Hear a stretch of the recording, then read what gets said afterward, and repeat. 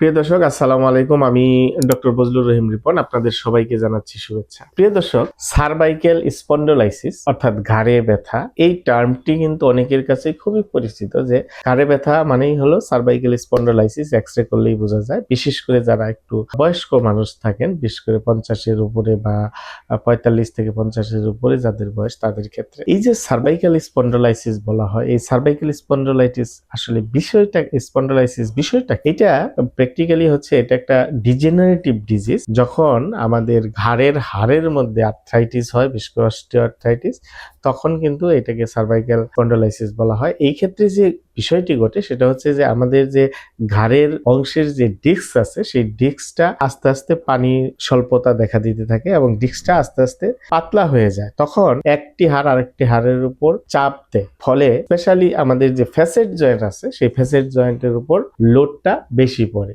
তখন হাড় তার নিজস্ব গতিতে প্রেসারটা রিলিভ করার জন্য এক ধরনের স্পার তৈরি করে বা অস্টিওফাইট তৈরি করে, এবং সেই অস্টিওফাইট অনেক সময় যে দেখা যায় নার্ভের মধ্যে চাপ দেয়, তখন এটাকে বলা হয় যে সার্ভাইকেল স্পন্ডোলাইসিস। এবং সেই ক্ষেত্রে দেখা যায় অনেক সময় ব্যথা ঘাড়ে থাকে, ঘাড় থেকে অনেক সময় কাঁধের দিকে চলে আসে, আবার কোনো কোনো সময় হাতের দিকেও চলে আসে এবং হাত ঝিঝি, অবশ অবশ, ভারী ভারী, হ্যাঁ, আবার কোনো কোনো সময় হাতের দুর্বলতাও তৈরি হয়। তো এইটা ডিপেন্ড করে যে আপনার কোন অংশে চাপটা পড়েছে। যদি ফোরামিনাল ন্যারোয়িং হয় বা ফোরামিনার মধ্যে চাপটা পড়ে, সেই ক্ষেত্রে আমরা সেটাকে সার্ভাইকেল রেডিকুলোপ্যাথি বলি। সেই ক্ষেত্রে কিন্তু আপনার হাড় থেকে ব্যথা হাতের দিকে চলে যেতে পারে, ঝিঝি, অবশ অবশ, ভারী ভারী লাগতে পারে।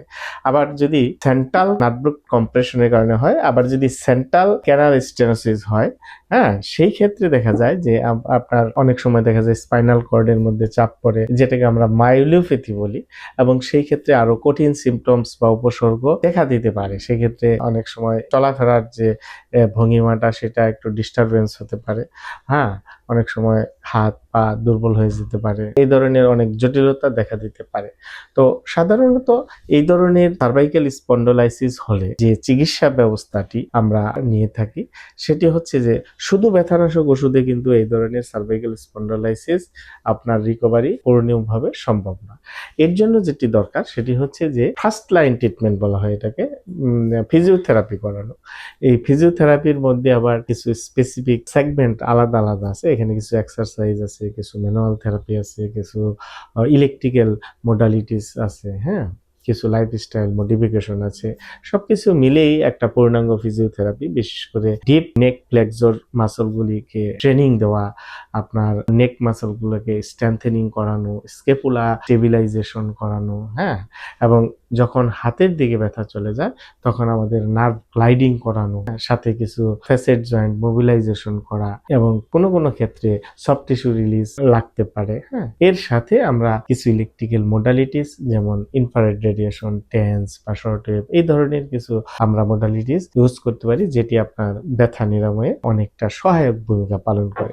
এবং এর সাথে যদি আমরা লাইফ স্টাইলটাকে মডিফাই করি, অর্থাৎ আমাদের যে কাজের কারণে এটি হয়, অনেক সময় যারা দীর্ঘ সময় বসে কাজ করি, বিশেষ করে সামনের দিকে ঝুঁকে কাজ করি, তারা একটু কাজের সময় আমরা যদি অ্যাক্টিভিটিটাকে মডিফাই করি, বিশেষ করে প্রতি 30 মিনিট পর পর যদি আমরা 1-2 মিনিটের জন্য একটু অবস্থার পরিবর্তন করি, অথবা ঘাটটাকে সামনের দিকে না ঝুঁকিয়ে ঘাটটাকে সোজা রেখে কাজ করি, অর্থাৎ আর্গোনমিকটা আমাদের ঠিক রাখতে হবে, এবং নিয়মিত এক্সারসাইজ করি, তাহলে এই ধরনের সার্ভাইকাল স্পন্ডোলাইসিস থেকে আমরা সহজেই মুক্ত হতে পারি। এবং এর সাথে অল্প পরিমাণ ব্যথানাশক ওষুধ খাওয়া যেতে পারে। তো প্রিয় দর্শক, আপনারা যারা এই ধরনের সার্ভাইকাল স্পন্ডালাইসিসের কারণে ঘাড়ে ব্যথায় ভুগছেন এবং ব্যথা অনেক সময় হাতের দিকে চলে যায় বা কারো কারো ক্ষেত্রে মাথার দিকেও ব্যথা চলে যেতে পারে, তাদের জন্য পরামর্শ আপনি অবশ্যই একজন বিশেষজ্ঞ ফিজিওথেরাপি চিকিৎসকের পরামর্শ নিতে পারেন। আমাদের পরামর্শ নিতে চাইলে আমাদের স্ক্রিনে দেওয়া নাম্বারে যোগাযোগ করতে পারেন। ধন্যবাদ সবাইকে। আসসালামু আলাইকুম।